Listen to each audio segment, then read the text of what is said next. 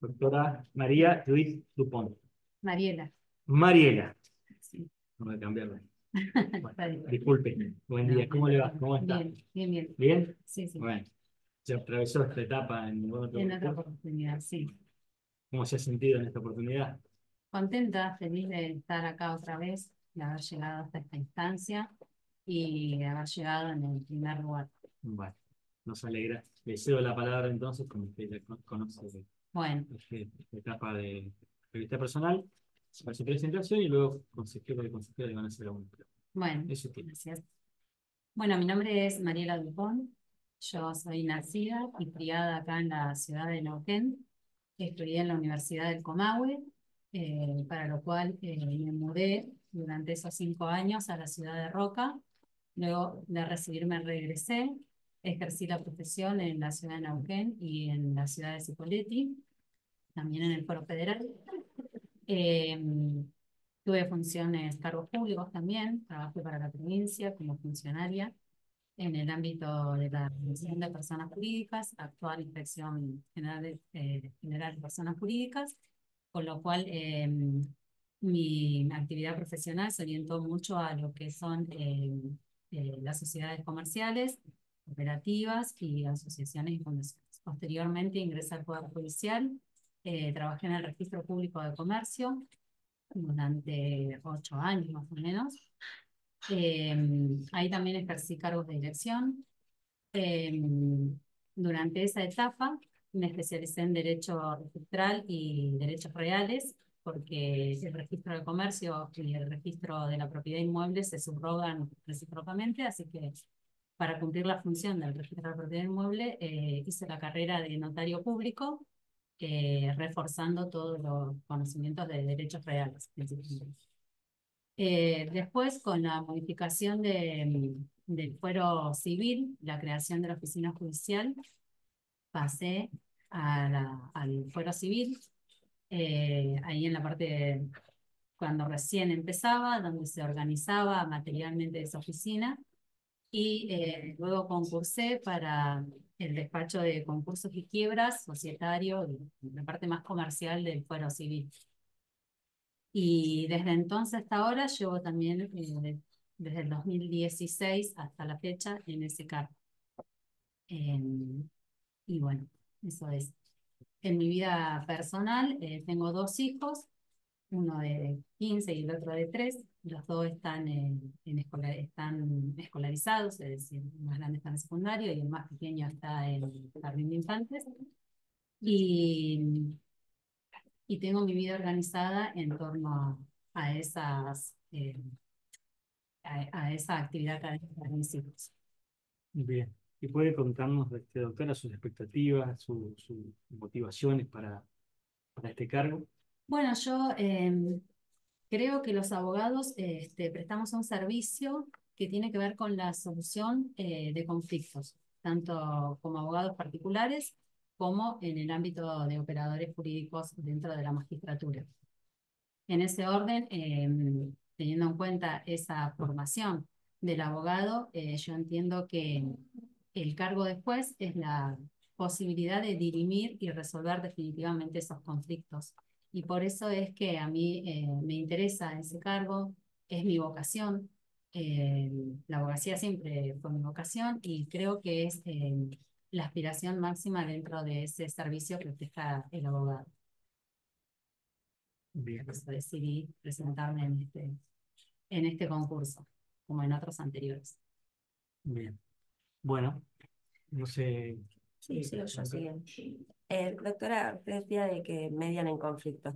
¿Qué opinión tiene sobre la mediación? Si se podría implementar en Neuquén, no sé si sería bueno implementar la mediación previa a cualquier acción civil. La mediación para mí es muy buena. Yo creo que todo abogado cuando toma un caso, en la faz particular, ¿no? Y lo hacía yo cuando ejercía la profesión, siempre intenta una instancia previa de mediación, porque es la mejor forma de resolver los conflictos, en la que el conflicto se autocompone por la decisión propia de las partes y no necesita de un tercero que le imponga una decisión. Eh, Como le decía, yo ejercí tanto en Neuquén como en Río Negro. En Río Negro la mediación previa se estableció como obligatoria. En Neuquén está establecida la mediación, pero es opcional y está dentro del proceso. Yo creo que la mediación previa obligatoria no soluciona el problema. Creo que los abogados tienen la capacidad para instar instancias de mediación prejudiciales. Y de hecho lo hacen porque nosotros en el fuero civil vemos, por lo menos yo lo veo así, que la oficina de casos conciliables no tiene el éxito que tiene, por ejemplo, en el laboral. Es decir, que hay pocos acuerdos, pocas soluciones que vienen de la conciliación. Sin embargo, no lo hacen en el ámbito institucional. Sin embargo, tenemos muchos acuerdos que los abogados realizan fuera del ámbito judicial. Y creo que no necesitan una instancia obligatoria para hacer algo que el propio abogado sabe que es lo más conveniente para su cliente. Bien. Y una última de mi parte, ¿cuál conoce la situación del juzgado por el que está concursando? ¿Nos podría contar Sí. un poquito cómo está? Bueno, ay, perdón, yo me traje una ayuda a memoria y unas estadísticas si las puedo alcanzar. Sí. ¿Sí? Para eso, ¿eh? Sí, sí, adelante.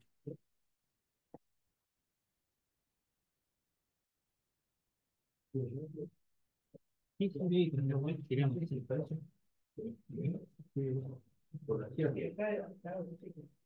Bueno, el juzgado, en lo que hace autos para sentencia, actualmente tiene 85 autos para sentencia. Esto es información que está tomada el viernes pasado porque las estadísticas hacen un corte.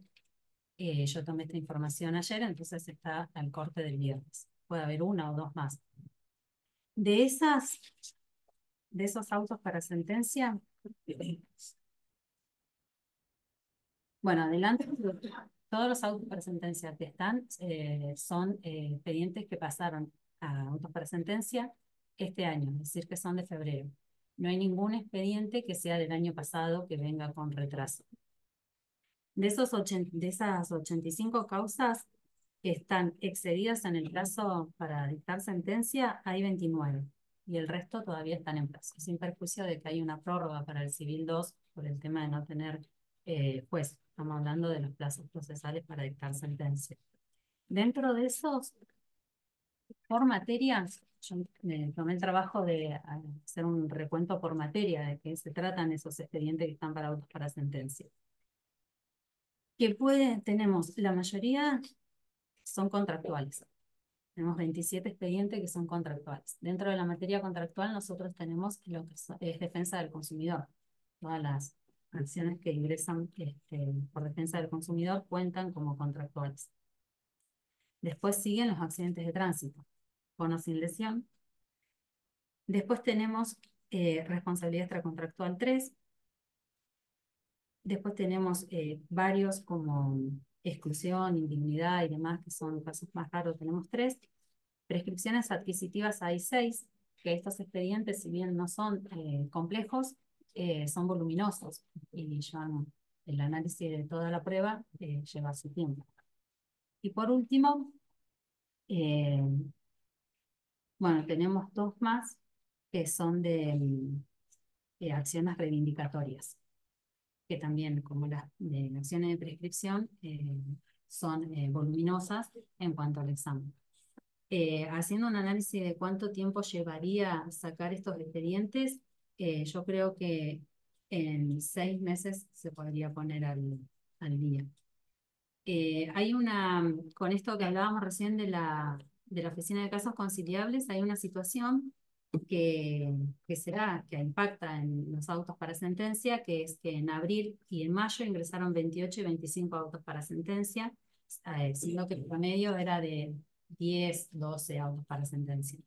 Lo que sucedió es que o sea, los jueces habían acordado que previo al auto para sentencia se diera la oportunidad de una instancia de conciliación.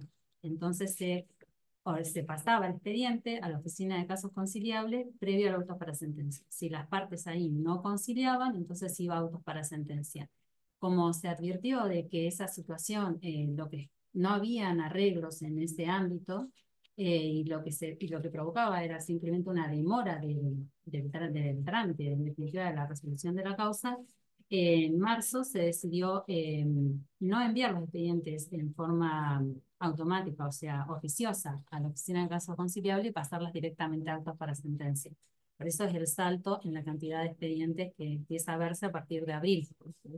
Sin perjuicio de ello, si las partes peticionan voluntariamente esa instancia, pasa el expediente a la oficina de defensa conciliable para tratar de que lleguen a un acuerdo. Hemos tenido casos también que incluso después de la sentencia, las partes llegan a acuerdos estando el expediente apelado. O sea que, reitero, la, la oportunidad para que las partes concilien no se pierde por el hecho de que no haya una instancia obligatoria. Bueno, gracias. Sí, puedo. ¿Qué tal? Sí. En primer lugar, le consulto, ¿cómo considera usted que ha sido el trato que le ha dado a los matriculados en general durante su trayectoria? ¿Cómo ha sido, según lo que creo usted? Bueno, yo tengo la particularidad eh, que siempre he recibido y he atendido a todo el que viene a consultar. Yo pienso que yo como proveyente, o sea, como quien proyecta las providencias, uno tiene más contacto con el expediente, entonces conoce la causa. Y cuando el letrado viene a la oficina judicial, se toma el trabajo de ir hasta el juzgado y pedir hablar con un funcionario, es porque realmente tiene una duda, no es porque va a charlar. Siempre he atendido a todos los que me van a consultar, sea una cosa sencilla, sea una cosa de trámite o sea una cuestión de fondo. Cuando la cuestión es de fondo y lo que se pretende es hacer, porque el abogado intenta o en el marco de la conversación derivan eso en un llamado alegato debido, el funcionario tiene la obligación de advertirle de que no está en condiciones de asesorarlo o de brindarle una respuesta anticipada de cuál va a ser la resolución judicial. Pero eso no significa que que lo atienda, que lo escuche y que eventualmente, si es una cuestión de trámite o algo que haya que resolver por la burocracia propia de la oficina judicial, se pueda hacer. Yo estoy en el despacho de concursos y quiebras. En ese despacho los trámites son oficiosos y tenemos la colaboración de los síndicos, que son contadores, que es permanente esa colaboración. A raíz de eso, en mi despacho yo tengo habilitado un teléfono que es para atender a las consultas que tienen que ver con con las causas que llevamos en ese despacho. Y es un teléfono celular que yo atiendo, me mandan mensajes de WhatsApp. Hay muchas diligencias que nosotros hacemos en el marco de esos trámites, como incautaciones, mandamientos de constatación, que requieren una comunicación que sea efectiva y que sea ágil. Entonces, a mí me parece que no hay inconvenientes en utilizar ese tipo de comunicación, siempre que sea utilizada de forma responsable y obviamente ética. Eh, Tengo una pregunta relacionada a la regulación de honorarios. Ujú, Tiene carácter alimentario para el abogado que ejerce la profesión. por supuesto. Eh, en caso de ser designada magistrada, ¿cuál sería, por lo menos hoy, ¿no? Como que piensa respecto del criterio que adoptaría? ¿Aplicaría los mínimos legales, el- la tarea desempeñada solamente, eh, la complejidad del caso? Y esto apunta más que nada, a uno le llega muchas veces la inquietud de los colegas que ven en general como que con el tiempo se ha mermado o no se le reconoce el trabajo que desempeña y que se ve reflejado en la reducción de los. ¿Cuál es su opinión? Bueno, la ley arancelaria manda, y después debe cumplir, ponderar al momento de regular los honorarios varios parámetros. Debe tener en cuenta tanto el tipo de proceso, el interés económico en juego, la tarea desempeñada, el tiempo consumido y el resultado del proceso. Eh, Cuando la causa ha tenido complejidades y ha sido una causa que amerita por la ponderación de todos esos, una regulación de honorarios por encima de los mínimos, a mí me parece que procede. Yo he tenido así, voy a dar un ejemplo, los casos en que hay base regulatoria monetaria, se aplican porcentajes y en ese sentido es como que hay una pauta más determinable. Pero tenemos casos, por ejemplo, yo tengo materia societaria, en donde la causa no tiene un monto base, es un monto indeterminado, y tramita por juicio ordinario. Entonces, hemos tenido casos en que, es decir, aplicarle el mínimo de 10 ius, a pesar de que dice 10 ius, a una causa que ha sido compleja, que tiene una complejidad importante, no es retributiva del trabajo que ha hecho el abogado. Y entonces en esos casos se pueden utilizar, el valor ius se determina, y se puede estimar en cantidades de ius. Hemos regulado 30 ius, 40 ius. No creo que la aplicación de los mínimos a todas las causas por igual sea lo correcto. Hay que en cada caso valorar y tener en cuenta que el trabajo profesional, además del carácter alimentario, debe también reflejar una retribución acorde con ese trabajo. Está bien. En pocas palabras, y es la última pregunta que le hago. ¿Qué le puede decir a este pleno respecto de por qué deberíamos elegir a usted como señor magistrado? Bueno, yo creo que tengo una trayectoria, una experiencia y soy una persona formada académicamente, creo que tengo competencia y idoneidad para ese cargo y el tiempo que hace que yo estoy trabajando dentro de la justicia eh, me da el conocimiento de cuáles son las falencias internas que pueden mejorarse para mejorar el servicio de justicia. Gracias. Bien, doctor. Buen día. Yo vuelvo por ahí a unas preguntas que le hizo la vicesecretaria de los Santos Bueno, cuando le preguntó por la conciliación. sí. En el servicio o en la justicia civil, ¿puede establecer la diferencia entre conciliación y mediación? Porque ella le preguntó por la mediación. Acá está establecida está la bien. conciliación. ¿Cuál es la diferencia entre una y otra de los mecanismos de acercamiento de las partes? Bueno, en la mediación, el operador jurídico lo que hace es acercar a las partes, darles un ámbito para que ellas puedan conciliar. Y en la conciliación lo que se trata es de lo que se trata es de como advertir a las partes de cómo sería el resultado del proceso en el caso de que no llegaran a un acuerdo. Conciliar intereses es que ambas partes tengan resignación de sus propios intereses. En la mediación es como más abierto y le da la posibilidad a las partes que ellas, sin la asistencia del operador jurídico, del operador jurídico institucional, no de los abogados que los patrocinan, logren llegar a un acuerdo. ¿Usted cree, con la experiencia que tienen, de tiempo que lleva el servicio de conciliación ahí que viene fracasando, como bien lo dijo, Sí. ahí porque no logran resultados que Ujú. justifiquen la existencia? ¿Eso se debe a la falta de inmediación? Es que si en esas conciliaciones, en esos intentos interviene el juez directamente, ¿no sería más provechoso, no daría otros resultados distintos que hay a los que hay ahora como funcionarios? Si la audiencia, Antes sí, de- antes se hacían así. Claro, porque cuando el juez está presente en la mediación, es como que tiene mayor peso el juez. No solamente por su función, sino porque las partes entienden de que hay momentos dentro de esas audiencias en que los jueces van dando como definiciones jurídicas. Y también, sin adelantar el resultado del proceso, pueden ilustrar sobre los criterios que se utilizan en el fuero. Y eso hace que las partes se vean más convencidas, es decir, que es como más dirigida la audiencia, cuando está el juez presente.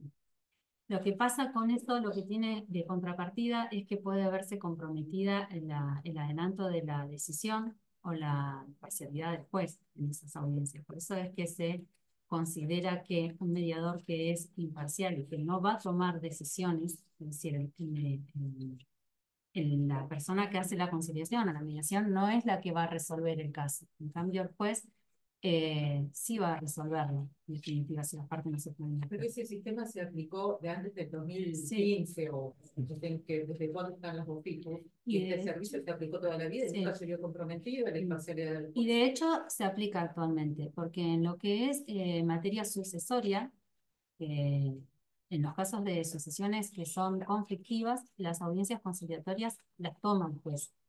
Porque ahí, como decía, el juez va dando definiciones jurídicas y va aclarando conceptos para las partes.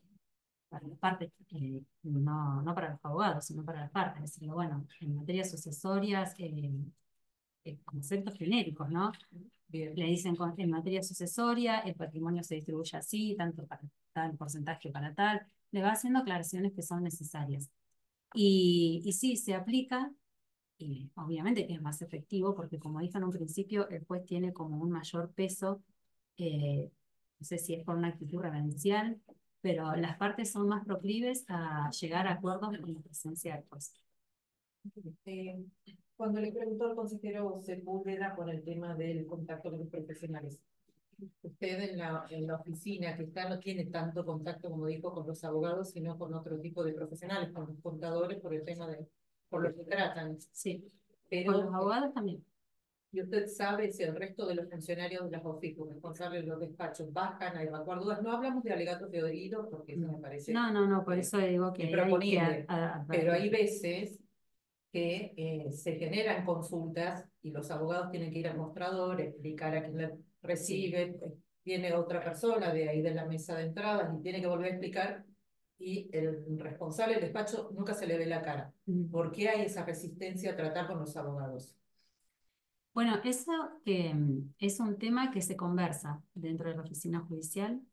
Yo desde que llegué, era un tema de conversación. Los responsables de los despachos, las responsables, porque son todas mujeres actualmente, lo que alegan es que tienen mucho trabajo y eso les genera demoras. A nosotros también, a los profesionales que se acercan al juzgado también genera. No, pero yo estoy comentando lo que se habla. Nosotros tenemos dentro un esquema de trabajo por horarios, a tal hora se hace esto, a tal hora otro, tal hora. Lo que se planteaba en un momento fue establecer horarios, a mí me parecía que no. Someter al abogado a un horario aunque tiene que ir a la oficina judicial, me parecía que no. Yo siempre fui de la idea de atender a los abogados y de atenderlos en forma directa. Porque sucede esto, van a la plataforma, hablan con un empleado, el empleado llama al funcionario, le dice, tengo un abogado acá que tiene un problema, y entonces empieza la pregunta de quién es, por qué parte viene, qué necesita. Todo un interrogatorio que uno le hace al empleado que tiene que hacérselo al abogado. A mí me parece que no, cuando sucede eso, el responsable del despacho tiene que hablar directamente con el abogado y resolverlo rápidamente. No es una cuestión de que va a llevar horas, llevará, no sé, 10 minutos. Y tampoco es que tenemos así una avalancha de consultas.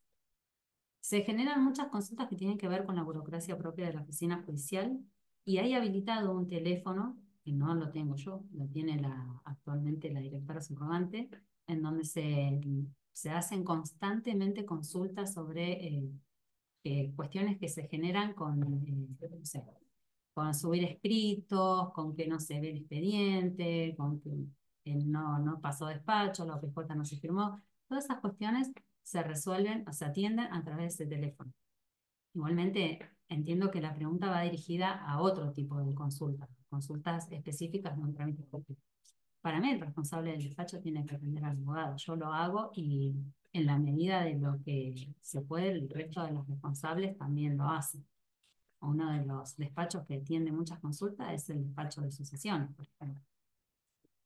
El resto no lo sé, no tengo un conocimiento acabado de cómo trabaja el resto.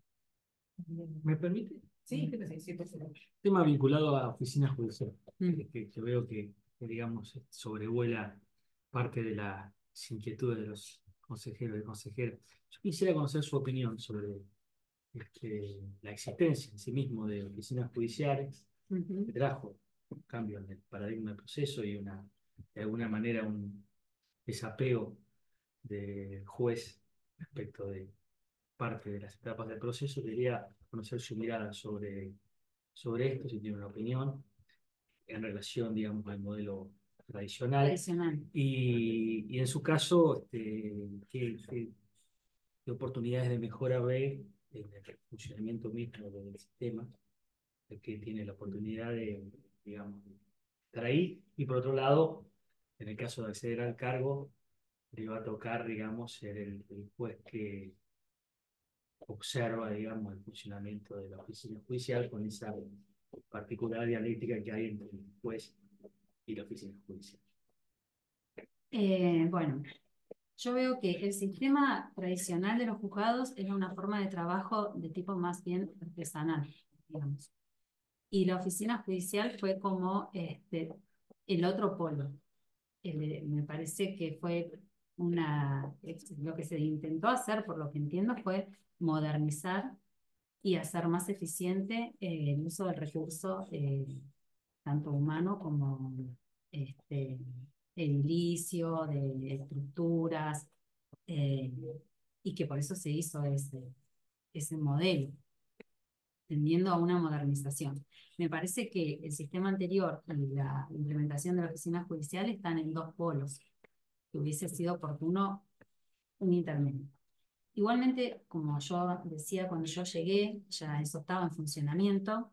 Yo llegué como colaboradora para organizar todo lo que era el material físico de los expedientes, porque dentro de la oficina judicial, por ejemplo, nosotros tenemos, la mesa de entrada tiene, yo les digo, tiene una cuadra, va de calle Brown hasta Diagonal Alvear. Y en el quinto piso tenemos réplica con todos los primeros cuerpos, o sea que el volumen que se generó es inmenso. Yo lo que veo que, tal como se implementó la oficina judicial, provocó una burocratización de los trámites judiciales, que eso fue un efecto negativo. Pero a la vez, dividirlo en despachos especializados, si bien al principio fue como difícil instrumentarlo, actualmente se ha logrado una especialización por cada despacho que tiende a la eficiencia, porque los trámites salen mucho más rápido de los despachos. El despacho, por ejemplo, de accidente de tránsito, eh, trabaja de una forma en que ya tiene hecha ¿cómo se dice? Un engranaje tal que el expediente tramita rápido dentro de lo que es el trámite, el proceso. Y en ese sentido creo que se ha ganado. Lo que se ha perdido, sí, es el contacto del juez con el proceso. En especial, durante mucho tiempo teníamos, bueno, la organización hay 5 despachos que están especializados a cargo cada uno de un responsable que tiene la categoría de un secretario, y había una unidad de supervisión, que esa unidad de supervisión controlaba todo lo que se trabajaba en los despachos. Esa unidad de supervisión tenía una sola persona. Entonces ahí se creaba un cuello de botella, porque el trabajo de toda la oficina tenía que ser controlado por una persona. Hace alrededor de un año se decidió desarticular esa oficina y derivar que cada uno de los responsables de despacho tenga contacto directo con los jueces en el expediente que sea necesario que revisar con el juez. Esta modalidad de no pasar el expediente por la unidad de supervisión, nosotros lo teníamos, el despacho mío, ya lo había implementado desde hace más o menos 4 años o 5, porque como eran todos expedientes muy complejos y que necesitaban mucha urgencia, pasarlo por la unidad de supervisión generaba una explicación de la explicación de la explicación hasta que llegaba al juez. Entonces nosotros ya lo habíamos pasado directamente al juez. Ahora, esa decisión de que todos los despachos pasan directamente al juez y tienen contacto directo, yo creo que tiene por efecto tener una organización intermedia entre lo que era el juzgado y lo que se armó como oficina judicial, porque ahora el juez revisa en forma directa con el responsable del despacho, que es como trabajaba antes cuando trabajaba en forma directa el expediente con su propio secretario. La diferencia ahora es que tiene 5 secretarios, que cada uno está especializado en una materia. Y en cuanto me decía que mejoras se le puede hacer a la oficina judicial, porque obviamente siempre es perfectible, yo creo, y lo vengo manifestando dentro de las reuniones que nosotros tenemos habitualmente, que es necesario crear un nuevo despacho y escindir el despacho contractual. Porque, como dije, dentro de la materia contractual tenemos todas las demandas de defensa del consumidor. Y esas demandas tienen una impronta propia y un procedimiento sumarísimo contra los otros contractuales que es un cobro sumario o una demanda compleja que tiene trámite ordinario. Entonces, para mí hay que separar ese despacho, dividirlo, escindirlo y dividir materia. No procuro que haya mayor cantidad de empleados. Lo que procuro es que haya un funcionario que esté a cargo exclusivamente de eso y que se especialice en la materia de defensa del consumidor dentro de la oficina judicial. Y otra cuestión es que yo estoy instando que se hagan reuniones entre las secretarias, vendrían siendo, son las responsables de los despachos, para controlar que los criterios que se fijan por los jueces sean aplicados de igual modo en todos los despachos, porque es una tendencia inevitable que se vayan distorsionando. Entonces, me parece que tiene que haber un control y que ese control se tiene que hacer a través del mismo responsable del despacho, para lo cual tiene que reunirse con los otros responsables y ver que estén haciendo todos lo mismo. La idea de que haya criterios generales para todos los expedientes, la estandarización que se le llama, es importante porque tiene que ver con la igualdad de trato, que todos los trámites tengan el mismo trato. Por eso me parece que deben hacerse esas reuniones y que esa responsabilidad debe recaer en los responsables del despacho. Antes lo hacía la unidad de supervisión. Era una sola persona que tenía una carga enorme porque tenía que controlar todos los expedientes y controlar que todos los despachos utilizaran los mismos criterios. Esas son, en principio, las 2 modificaciones que yo en este momento puedo Bien. Disculpe, consejero. No, por favor. esbozar. Habló recién de la especialización. ¿No cree que es más conveniente, en vez de armar más despachos, que hayan más jueces, en todo caso, especializados y que se trabaje más en la inmediación, tener la cuenta a eso y no dilatar burocráticamente con más despachos, porque esto no ha dado un buen resultado? Si bien mantiene un orden con los plazos y demás, no genera un buen resultado. No todo la eficiencia, la justicia está en los plazos, en el cumplimiento de los plazos, sino que se establezcan criterios claros y uniformes, pero no tienen, obviamente tienen 6 jueces, o 6 juzgados, mejor dicho, con criterios distintos, que no sabemos de dónde surgen por una cuestión técnica, sino que a veces, incluso hasta podría decir caprichosas, porque nadie sabe de qué ley procesal salen criterios impuestos. Y esto me lleva al tema de los secuestros, cuando se solicita una medida de secuestro que están pidiendo que contraten un seguro. ¿De dónde surge? En los civiles, no sé si es criterio de todos los jueces, pero sí en los ejecutivos también. No es competencia suya, lo entiendo, pero ¿de dónde surge esto que pidan los jueces que contraten un seguro para proceder y avanzar con la medida de secuestro? Un seguro para garantizar los bienes secuestrados. Estamos hablando de secuestro de vehículos. Sí, secuestro de vehículos. Bueno, se han dado situaciones en que vehículos secuestrados han sido robados o se dañan los vehículos y entonces el seguro tiende a preservar el bien secuestrado. El secuestro del bien, si bien es previo a la ejecución, no priva de la propiedad a su titular y por lo tanto ese bien debe ser preservado, debe ser guardado y conservado en condiciones, porque si el proceso termina decidiéndose que el bien debe devolverse a su titular, debe estar en condiciones. El seguro es para garantizar la conservación del bien. ¿De dónde surge esa imposición? Porque si estamos secuestrando un rodado, en un caso vamos a poner un ejemplo, ya tiene un seguro ese vehículo. Pero Están ¿está imponiendo vigente el otro. seguro? No, Están desconozco si poniendo una existe carga, pero mi pregunta desconozco más si allá. existe una norma específica por una cuestión de lógica jurídica. Es posible que sea un criterio impuesto jurisprudencialmente. No Nosotros, saben de dónde surge el criterio, porque mi pregunta apunta a eso, ¿de dónde surgen esos criterios, esas imposiciones? ¿Está reglamentada? ¿Sale del Código Procesal? Eso es lo que desconocen y son las dudas que me trasladan mis colegas para este tipo de realizar de entrevistas, ¿no? Que lo ven a diario en el ejercicio profesional.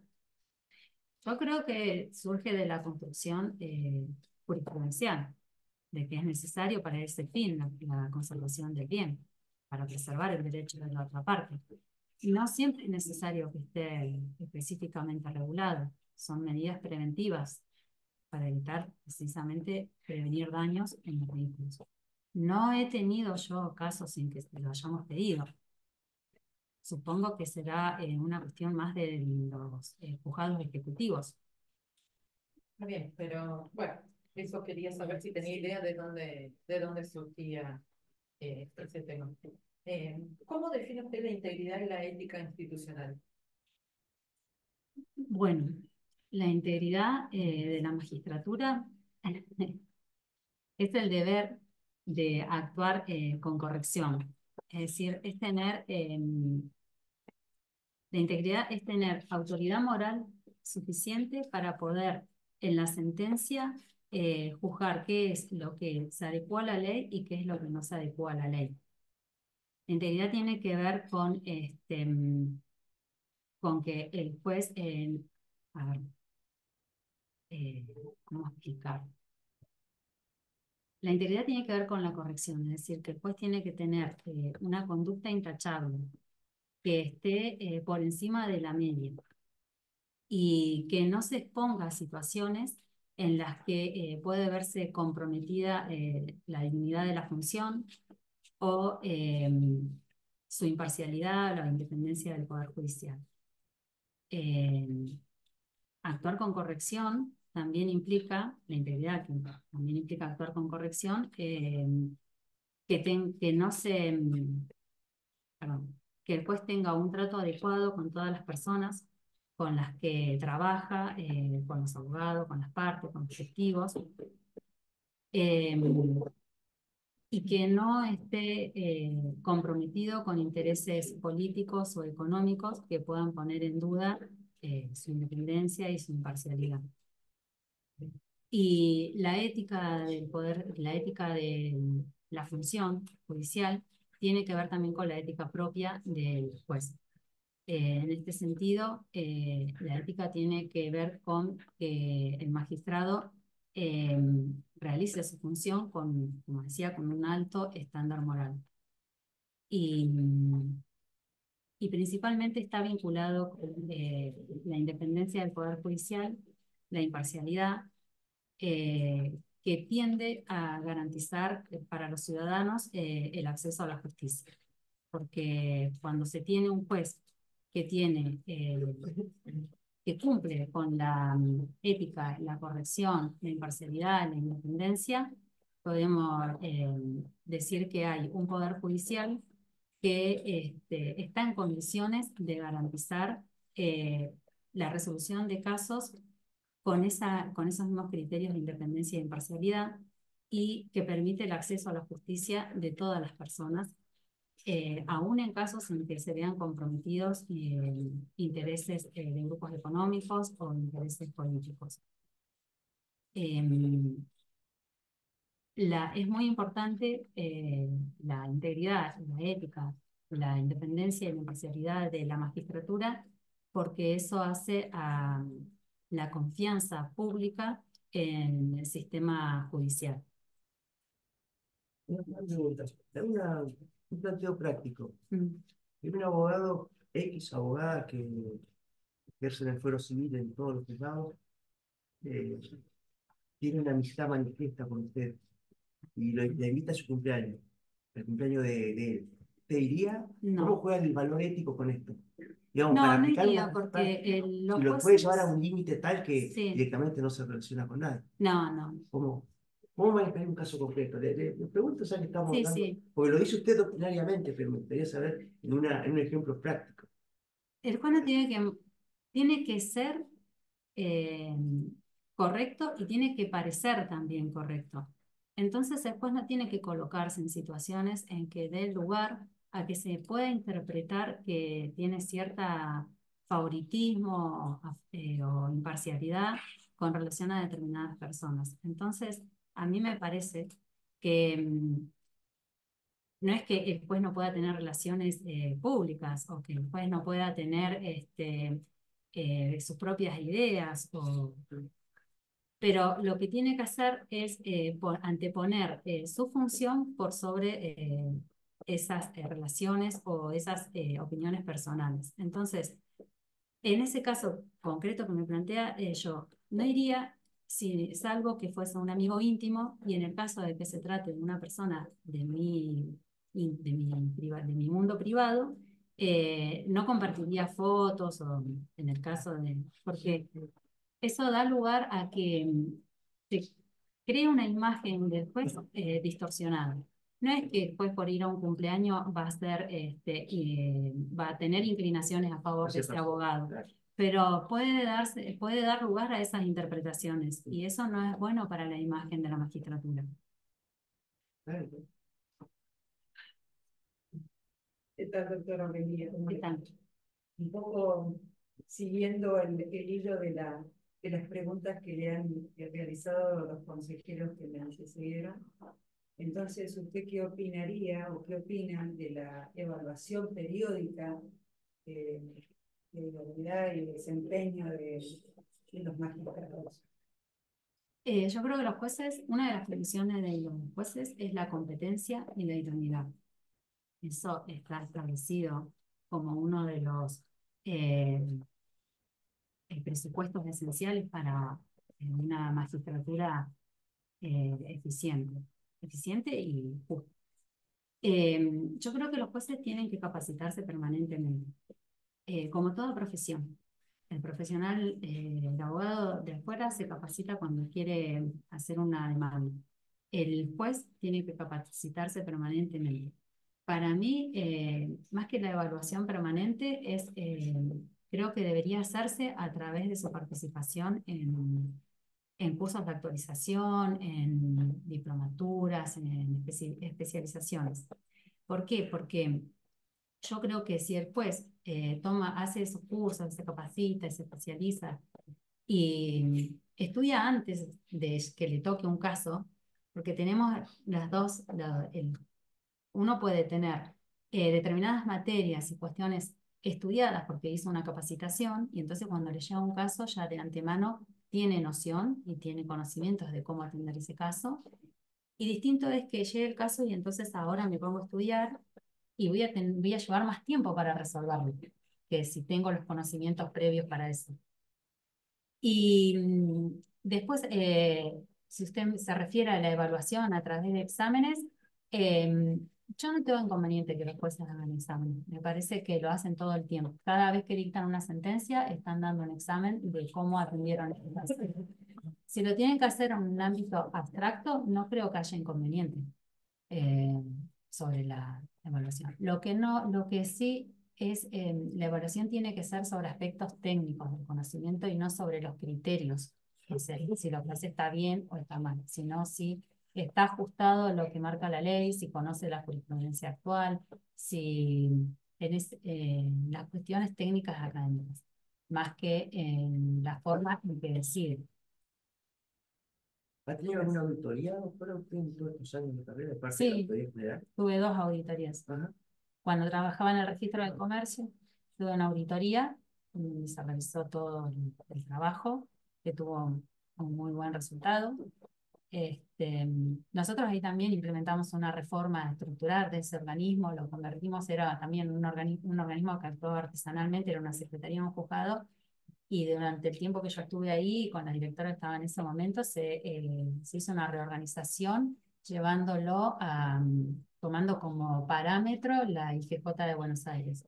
y lo convertimos en un organismo administrativo dentro del Poder Judicial como ahí se adoptaron un montón de reglas, estatutos, dictámenes que hacían a darle un orden a todos esos trámites que antes eran así artesanales, o sea, a medida que iba llegando un expediente se iba viendo cómo se trabajaban. Nosotros dimos un esquema para que se puedan trabajar todos bajo normativa específica.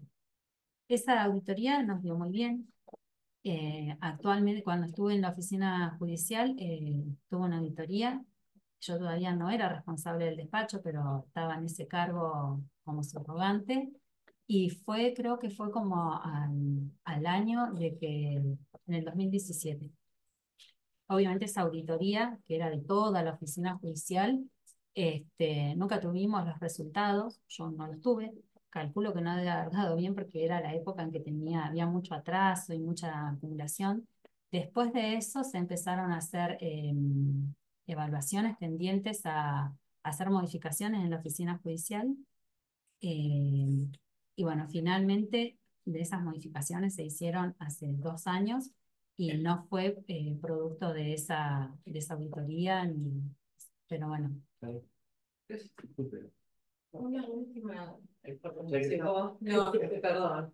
No, porque habló de la especialización, la capacitación, ¿no? Y si tienen despachos especializados, como actualmente está organizado, más allá de la obligación que tenga el magistrado de formarse, eso se exige a los funcionarios que están en esos despachos, en la especialidad que están ejerciendo, o no se está trabajando, no se le está dando importancia a eso.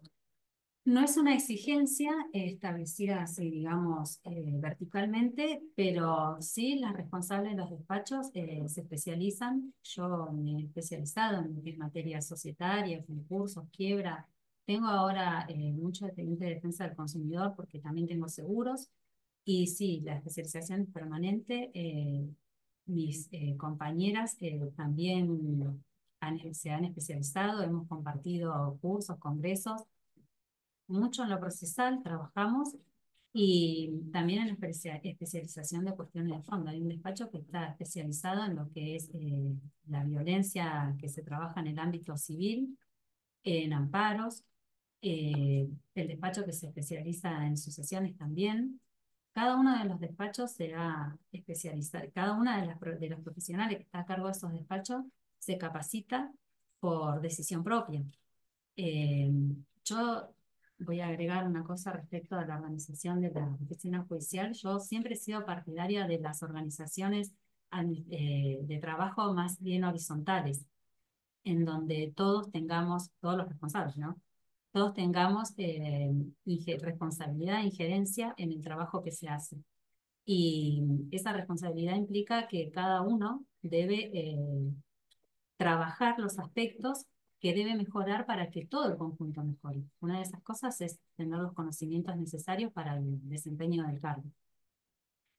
Y otra cuestión que también me olvidé decir, eh, con respecto a las mejoras de la oficina judicial, yo creo que habría que propiciar que los pagos voluntarios en las sentencias se hagan de forma extrajudicial, porque actualmente con el sistema de transferencias bancarias es muy fácil acreditar los pagos.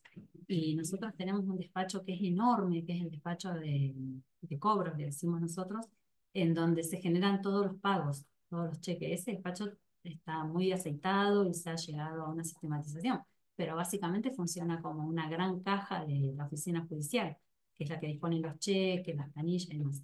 Y tenemos muchos pagos voluntarios. Entonces, en los casos de los pagos voluntarios, yo propiciaría que se hagan de forma extrajudicial para alivianar esto de que una parte deposita en el expediente y nosotros cuando pasa eso, lo que hacemos es darle prioridad, porque con la inflación que hay, si nosotros nos tomamos 5 días para esto, 5 días para el otro, hasta que salga el cheque, se pierde la parte, la beneficiaria de ese dinero pierde el plata. Y entonces evitar la necesidad de que la parte que perdió el juicio deposita en el expediente si quiere hacer un pago voluntario, que directamente se lo haga a la parte ganadora. Está bien, gracias.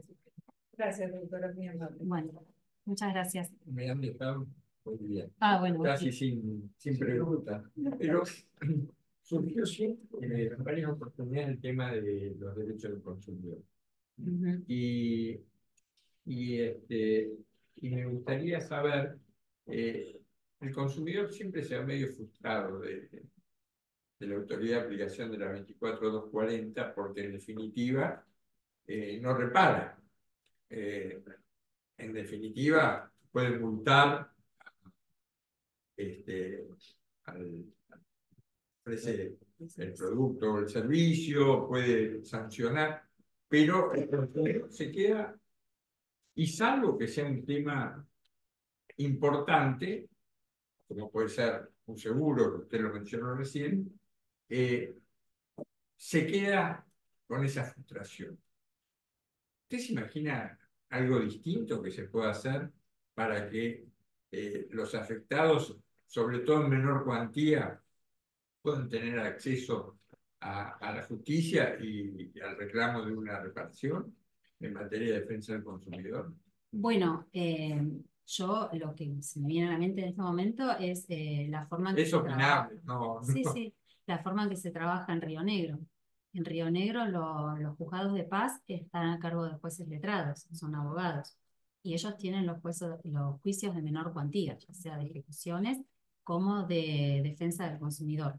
Entonces, cuando una persona en Río Negro tiene un problema de defensa del consumidor, asiste directamente al juzgado de paz, en donde incluso sin patrocinio puede hacer la denuncia y se le da trámite y tiene una decisión que es de carácter jurisdiccional, que le resuelve el conflicto y que yo, por conocimiento de experiencias que me han contado, me han dicho que es beneficiosa y que le da una solución al consumidor. Que el consumidor básicamente lo que quiere es o que le den el producto en condiciones, que es básicamente los de menor cuantía es por compra de productos menores, que le den el producto en condiciones, que le devuelvan el dinero y ahora agregado con el tema de la actualización, es decir, no el dinero que pagó, sino el dinero de lo que vale la cosa hoy.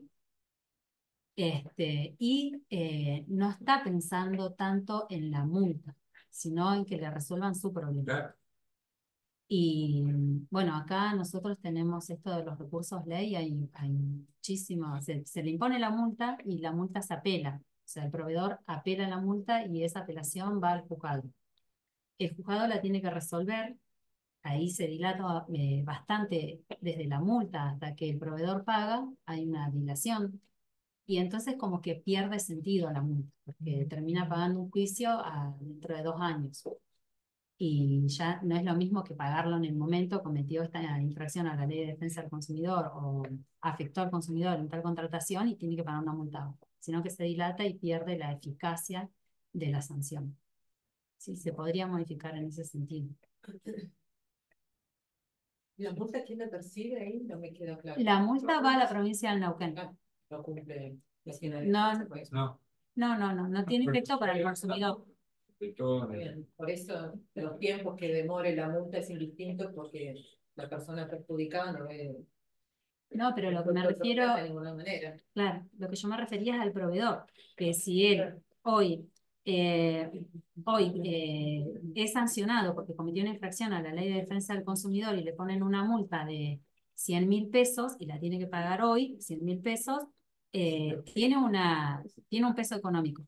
Ahora, como él apela, y eso se tiene que resolver en vía jurisdiccional, 2 años después se le resuelve que tiene que pagar 100.000 pesos, con lo cual se diluyó la sanción, o sea, porque el monto se liquidó en ese periodo. Los 100.000 pesos de hoy, bueno, ahora no es tanto, pero supongamos 100.000 pesos del 2019 no es lo mismo que 100.000 pesos del 2024. Entonces, Hay una sanción de un... al consumidor no tiene ninguna retribución, no tiene ninguna reparación en el ámbito Hay una sanción administrativo. a un hipermercado, me parece, de una suma millonaria. Acoto. Sí, 100 millones, creo. Sí, pero eso es por no cumplir con la ley. Por otra ley de... por otra cosa. civil provincial. Sí que venía- Cargas, que golosinas. es otra cosa. Es una ley provincial, sí. Que participan en la redacción. Pero presidencia de la Comisión de Comercio. Bueno, Diputado Fuentes, que presentó el proyecto, que es médico. En la línea de trabajo vos te tentás claro. la golosina, Ahora hay agua en eso. snacks, y qué sé yo, pero otro desafío. ¿Sabes? Por mi parte está muy bien, doctor. Le han hecho preguntas de toda índole. Bueno, Entonces, está bien. Sí. Yo voy a insistir con un tema. Bueno, Eh, no, hay un tema que en particular siempre me preocupa, me ocupa, es cómo conciliar la formación técnica, el trabajo del día a día de un juez, incluso agravado, en mi opinión, con la existencia de las oficinas judiciales, porque el juez está más retirado, digamos, incluso de la inmediatez con los abogados, con las propias partes. ¿Cómo conciliar la necesaria empatía que tiene que tener un juez, una jueza para el desempeño de su tarea con la realidad social, con la conflictividad social? ¿Cómo hacer para no alejarse de la realidad para no vivir en una y burbuja. no vivir en una burbuja, de tal modo de poder comprender, empatizar con esa conflictividad, e incluso desde ese lugar, desde la empatía, tener aristas de creatividad para resolver la conflictividad? Eh, Convencido de que las academias que uno se forma están muy alejados de esa, suelen simplemente, en el mejor de los casos, hacer crónicas de esa inteligencia que tenemos los seres humanos aplicadas a la resolución de conflictos. ¿Cómo hace un juez, cómo debería ser un juez, una juez, para no perder esa empatía, ese contacto con la gente? No sé si usted lo ha pensado, si tiene alguna opinión sobre eso. Sí, lo he pensado porque muchas veces sucede que ves reflejado en la demanda situaciones que parecen que en el mundo en el que uno se desenvuelve parecen increíbles, que en el mundo real se dan, porque la diversidad que tiene la sociedad hace que exista todo tipo de interacciones que no son no solamente en las que interviene el juez, o sea, la vida social que tiene una persona varía según su situación, tanto territorial, económica, social. Y es cierto que los jueces tienen que tener empatía y ser capaces de ponerse en el lugar de las personas. Yo creo que el juez lo que puede hacer es tener un mayor contacto con las partes, escucharlas. Por eso por eso es que las audiencias confesionales se toman con el juez. Si el juez está en la audiencia testimonial también, porque ahí es cuando toma contacto con situaciones que están fuera del ámbito de su vida, de su estilo de vida, de su forma de vida. Eh, tiene que tener una escucha atenta, eh, escuchar a las partes, a sus argumentaciones, a los testigos, a su percepción, a la forma de percibir la realidad que tienen las personas. Y yo creo que se tiene que retroalimentar con ese contacto con las partes, porque después no tiene una tarea social de campo, como por ejemplo un asistente social que va a una casa y ve cómo es, o ve cómo funciona una familia, o no sé, no tiene esa tarea de campo y tiene que aprovechar el contacto con la parte en el momento de las audiencias, con las personas comunes, digamos, que son los justiciables que llegan al servicio de justicia. No veo cómo... ¿Puedo agregarle algo? Y en su vida personal, en caso de acceder al cargo, ¿mantendría alguna actividad para estar en contacto con la sociedad? O usted, si nombraba jueza, no más un club, no más. No, sí, mantendría ciertas actividades, lo cual. Y yo creo que las que tienen que ver con la vida académica de mis hijos, o sea, es así, clubes donde ellos asisten y, no sé, no va, también hace actividades deportivas, siempre dentro del ámbito de lo que es una actividad que tenga un fin específico. O sea, una actividad deportiva, una actividad social dentro del club, las actividades académicas también, pero no integraría instituciones así, no formaría parte de asociaciones que tengan vinculación con la defensa de determinados sectores sociales, como por ejemplo una asociación de discapacidad, de protección de la niñez, o asociaciones de feministas o asociaciones, no sé, de otro tipo pueden ser, porque me parece que ahí se pondría en juego la apariencia de imparcialidad. Doctora, perdón. Cuando usted manifiesta que no formaría parte de asociaciones, justamente por estos vínculos que se podrían generar, ¿usted no sería en este caso, por lo que pude entender, parte solidaria, por ejemplo, de un merendero, de un comedor Sí, para eso sí, niños, se niñas? puede. Ah, bien, había entendido que no. No participaría en forma activa. Eso no Ajá. quiere decir que uno pueda brindar algún apoyo, pero no en forma activa. No sería un miembro activo de una asociación de esas ¿Por qué? características. Porque yo creo que se podría ver comprometida la apariencia de imparcialidad o que se podría dar a entender que se tiene algún favoritismo respecto de un sector de la sociedad. Por ejemplo, si yo formara parte en forma activa de una asociación que tenga que ver con los derechos de las personas discapacitadas y después se me presenta un amparo por una cuestión de discapacidad, creo que podría interpretarse de que la decisión va a ser en favor de la persona discapacitada, cuando eso no debería ser así. Uno tiene que juzgar imparcialmente objetivamente, de acuerdo a los hechos que se ponen en esa causa. Sin olvidarse de que hay sectores de preferente tutela, ¿no? Por supuesto. Bueno, pero Eh. no que tenga una inclinación o un prejuicio previo respecto de determinada el sector de la sociedad. Yo, dos cosas. Porque cuando el doctor le preguntó por esto de la empatía, me parece que se trabaja, y esto es una opinión personal, pero me gustaría saber qué piensa usted. Me parece que en esas audiencias de parte uno no puede tener un contacto con las partes involucradas cuando hablan de testimoniales, las confesionales, no tiene la misma eficacia que puede tener en una audiencia de conciliación donde la inmediación tiene otra finalidad. Por eso a mí me hace ruido y me genera un paréntesis, porque tener participación activa después en una audiencia de las que se prevén en las de prueba, no es lo mismo que tener una escucha activa de las partes cuando están tratando de arribar a una solución alternativa al conflicto que llevan a los centros judiciales. Eso es una opinión En mi personal, opinión, pero no en las audiencias claro.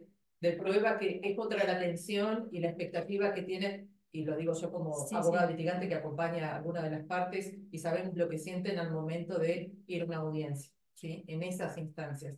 Eso por un lado. Y después por lo que, cuando dijo apariencia de imparcialidad, la imparcialidad no es una apariencia, no se tiene que tomar como una apariencia. Yo creo que si uno tiene un trabajo serio, responsable, y lo deja a la vista todos los días, estar en contacto o tener una actividad como le planteó la consejera, no ve vulnerada la imparcialidad. Porque la imparcialidad es, lo que yo digo es que hacer y haya... dejar en evidencia en el ejercicio diario de la magistratura, no porque esté en contacto en una situación de riesgo o tenga que resolver algo conociendo el fondo, conociendo la situación, va a generar una situación de imparcialidad como le planteó el caso de discapacidad. No, es probable que no, yo digo, no es que el juez va a decidir imparcialmente, sino que se puede crear esa apariencia. Por más que la sentencia sea totalmente justa. En esto yo disiento, y hay un juez de familia que tiene contacto directo fuera del juzgado, y eso no le da, nadie lo ve como imparcial. El tener el contacto de ir a determinados lugares, conocer la realidad de lo que... Estamos hablando de cuestiones distintas. Civil, laboral, las vulnerabilidades son totalmente distintas, pero eso no lo hace menos imparcial o lo convierte en un juez parcial. Nada más como para que se tenga en cuenta. Bueno, yo quiero decir que con relación a la conciliación, ahí no quedó claro, pero yo también soy de la idea de que las conciliaciones con el juez presente son mucho más eficientes, son más beneficiosas, se logran mejores resultados. Eso no hay ninguna duda. Lo que pasa es que la organización que tiene la oficina judicial tiende a una conciliación con funcionarios que son expertos en eso de la mediación. Los jueces lo han hecho siempre y yo creo que es como un arte la mediación más que como una especialización académica. Y que la figura del juez, por el peso que tiene, tiene muchas más posibilidades de llegar a lograr una conciliación, un acuerdo de partes. Yo no tendría problema en hacer conciliaciones. Más. Cuando ejercía profesionalmente, siempre antes de iniciar una demanda se instaba una conciliación con la parte contraria, sea el juicio del que se trata, ya sea yo hacía familia y también hacía daños y perjuicios con accidentes de tránsito y siempre llamaba al abogado de la otra parte para ver si podíamos conciliar. La mejor manera de resolver un conflicto es la autocomposición por las partes. Y si el juez puede contribuir a ello, no veo por qué no puede hacerlo. Muy bien. Doctora, muchas gracias Bueno, por su tiempo. gracias.